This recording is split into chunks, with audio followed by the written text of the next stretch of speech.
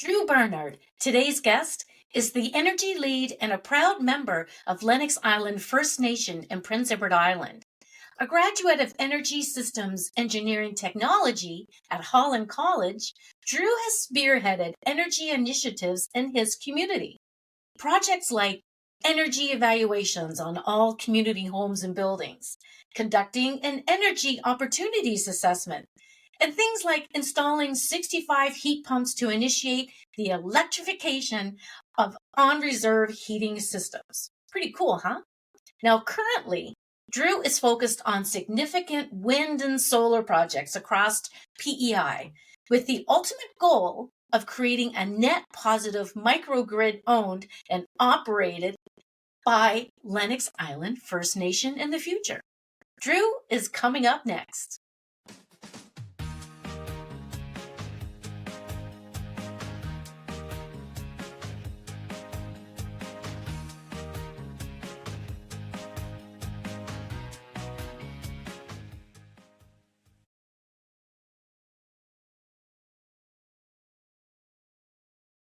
Hi, Drew. Thanks for coming.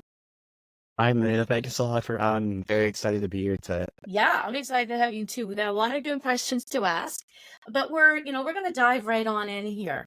And that is, what got you interested in renewable energy? Well, renewable energy, when I first got into it, really what got me excited was just finding different options there are. Whenever I first thought of renewable energy, obviously a lot of people think of solar and wind, and those are the big ones, biomass and things like that. But whenever I started taking my course at Energy Systems Engineering Technology at Holland College, we really were able to dive into the different mix of energy systems that we have here in Canada.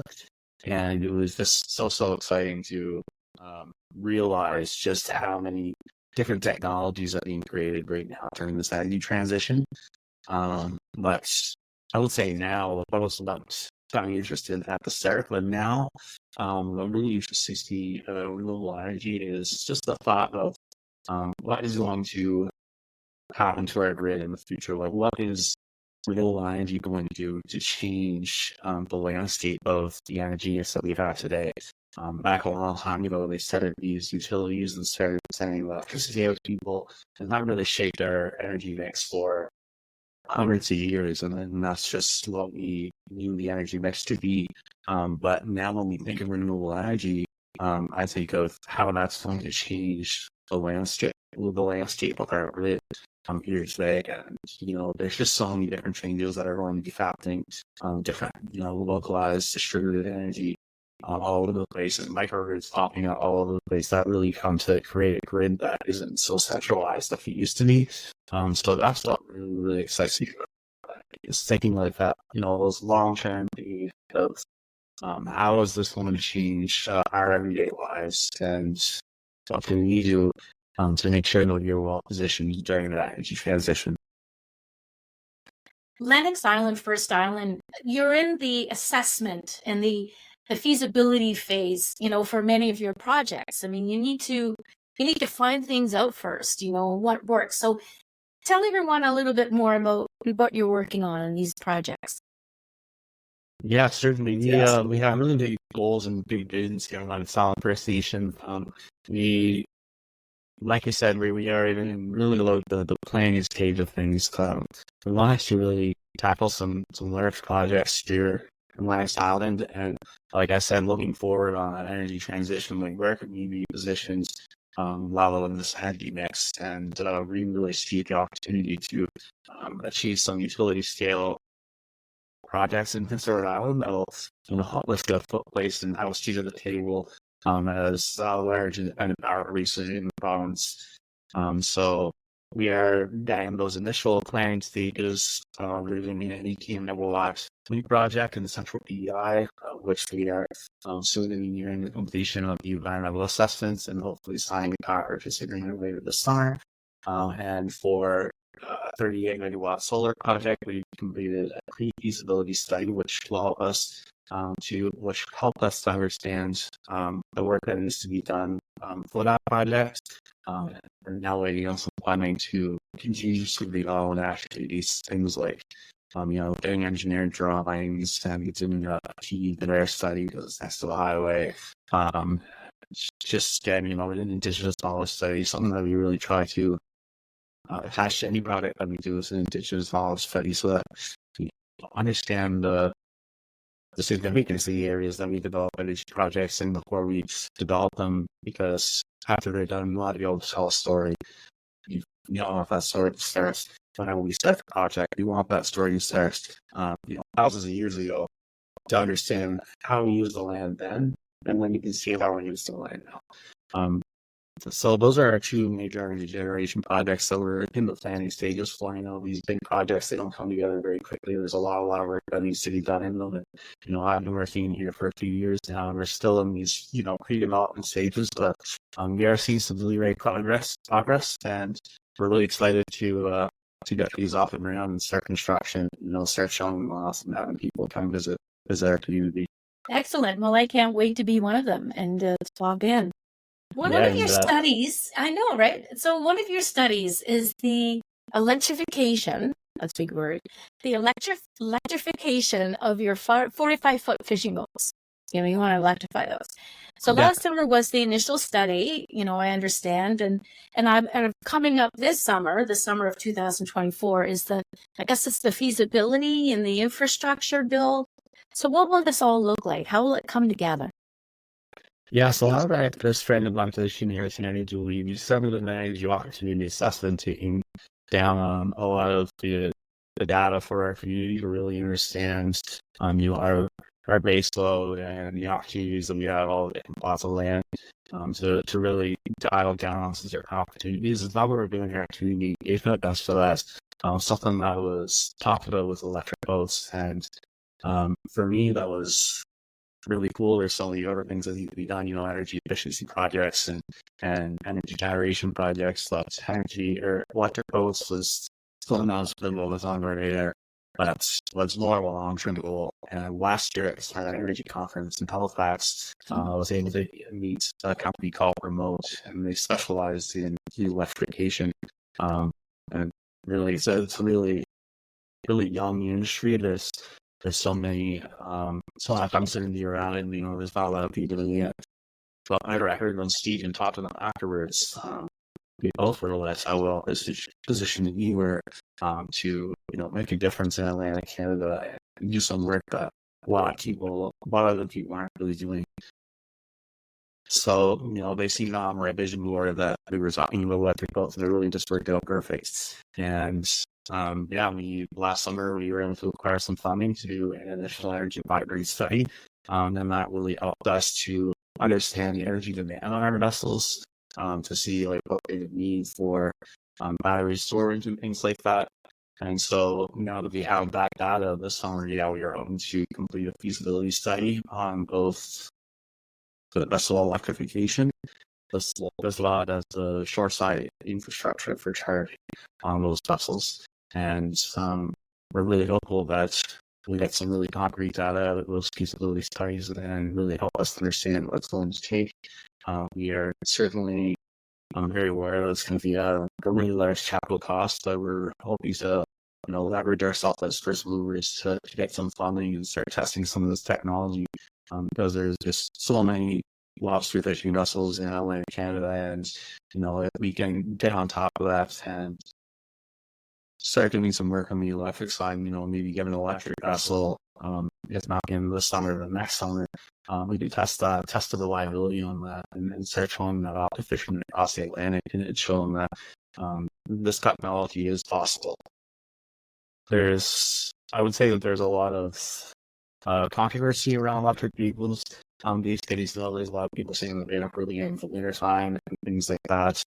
But one of the big things that we have in our corner that electrifying our vessels is just the fact that we only use those in the winter time. They don't really have to deal with that excessive cold and excessive rain on them. And there's a lot of technology now that really can seal off the compartments of those the batteries. A lot of people ask me electrifying, water and batteries don't go together well. Of course they don't, but there's systems that we can put in place to ensure that that's not going to use back our vessels, but certainly for us as a nation, we certainly value the reliability of our infrastructure, and that's going to be number one for us. But just forward to EVGR, we certainly want to be out there testing them, make sure they're reliable, and hopefully get a fully electrified fleet here in West Island, and add our energy storage in our community for the 10 months of the year that are not used. That's a really, really valuable energy storage that we can have in our community, along with the benefits of having a non-carbon emitting fleet. Wonderful. Recently, you had the opportunity to visit other First Nation communities, so you could learn from them, about their renewable energy projects. So, which ones stood out the most to you?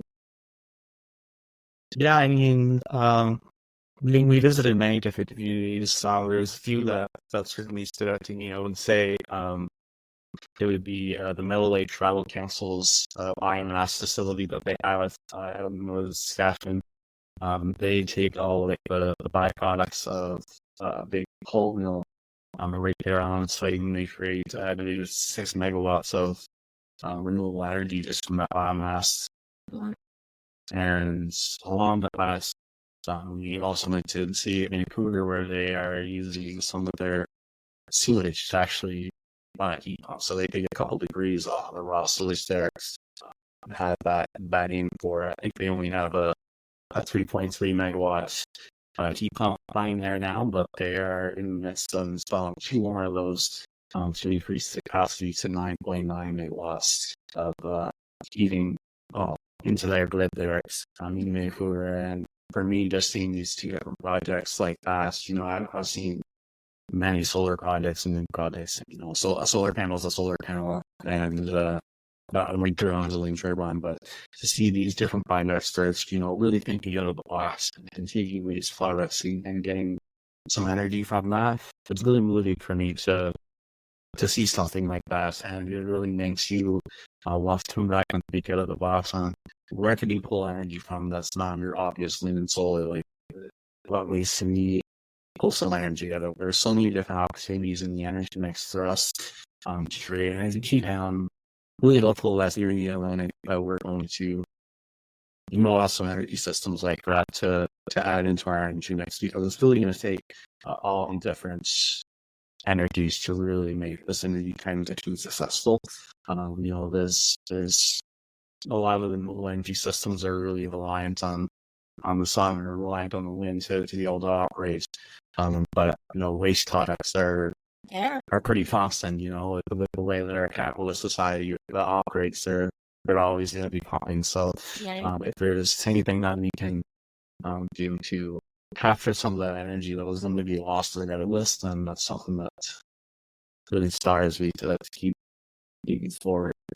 And I would say along with that, we went to some different First Nations, and obviously, for me, maybe some of the projects when it's really didn't stand out to me as much that what did stand out to me would see some of these small community-based projects with this community that was involved and how much culture was involved with all these different projects that were across these First Nations, having different naming ceremonies and really cultural ceremonies during all these projects, and seeing the community come together with community engagement and having their second clue on that was really something that blew me away.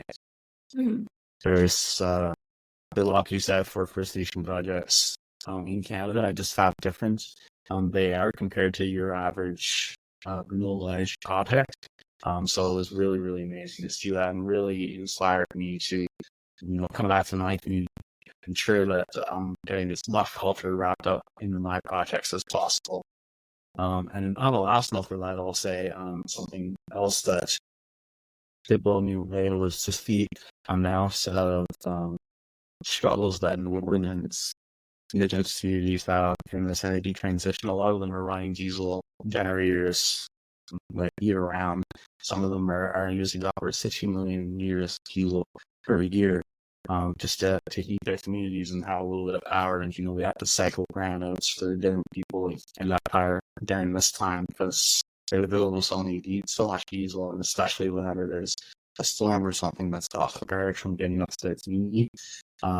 It just really puts into perspective, you say how far this energy transition is, but some people have it harder in that transition. And even when it comes down to things like language, a lot of those small communities up north, they all are English speakers, and they really don't even have any words for some of these renewable energy systems. So just for them to educate their community, they have to get like translations that can make up new words to be able to get an opportunity to even understand what this is, on top of the struggles of having to barrage all these renewable energy systems out there and having the capacity to operate that. So, I really learned a lot as part of that program this summer, and I'm really excited to continue my work with the Indigenous Clean Energy Organization as a mentor going forward. Absolutely. The First Nations people are stewards of this land. And, how does, in your opinion, the energy transition fit into this statement? But the energy transition really, it really 100% falls into that. We got stewards of this land. We're trying to protect land, and I mean, the renewable energy as a whole and climate change really is the world's movements to be able to protect this land. So I really feel like, it makes the rest of the world starting to think like the First Nations, like we're stewards of this land and have them now also want to be stewards of this land. They want to do what they can to protect this earth because they're really seeing the detrimental effects that this already has on this land. And, I feel that us as Indigenous communities can really we had a lot of knowledge that's built into our culture and a lot of takeaways that the Western world can really take from that. So I really feel that we are going to be at the forefront of this, and as stewards of this land, it's really, really, really super important for us to do all that we can. And I really believe that we're very well positioned as we move forward in this transition. And I hope that we're the sad piece for a lot of the work that's being done in this country. What's next for Lennox Island First Nation? What's next for Lennox Island First Nation is, getting these big energy projects off the ground and getting ourselves a seat as a large independent power producer in Canada. We certainly have really, really big goals, getting some of these projects off the ground and acquiring some own source revenue from that. But really, the Reliable is come back to Lennox Island First Station and can be on like a grid here on Lennox Island that we can really be proud of. With these energy projects that we're doing now, they are located off island. We ran into some issues just with land and some different environmental concerns from being located in Maltech Bay, producing a nationally recognized as an important wildlife area. But that in the future, we want to come back and complete some kind of energy project and have a diversified energy use in like some that will allow us to create our own sort of non-profit utility. Like here in where we can generate our own power and sell our own power to our own people, and acquire true energy sovereignty. That's what we believe. True sovereignty is being able to create by yourself and then provide for your people on your own. So, we have our water tower that provides our water sovereignty. We have a geo-friendly greenhousing gardens that we're really putting a lot of work into to address our food sovereignty. We have a state-of-the-art lagoon system waste treatment facility that helps us with our latest water years. And now we really feel like we're going to see our energy sovereignty. And so we're really looking forward and trying to figure out how we can generate our own power here and sell it from people that hopefully discount rate of what they're paying now with utilities. I would say that's our end goal, is really to have these big energy projects generating money for us off island and making a difference for PEI. and then having a fully operational microgrid here in Lennox Island that entirely are for our own people, and we internally operate that and call it our own. And you really feel like that's something that really isn't being done across Canada. And if we're able to figure that out and move forward on that, I think it'll really be a model for First Nation communities across the country to want to follow. Excellent, Drew.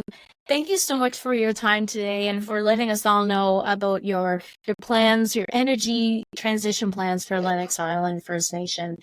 I'd love to have you back in the future just to get an update on all of these projects, and when the feasibilities and all of the assessments are done, come back. I'd love to chat with you.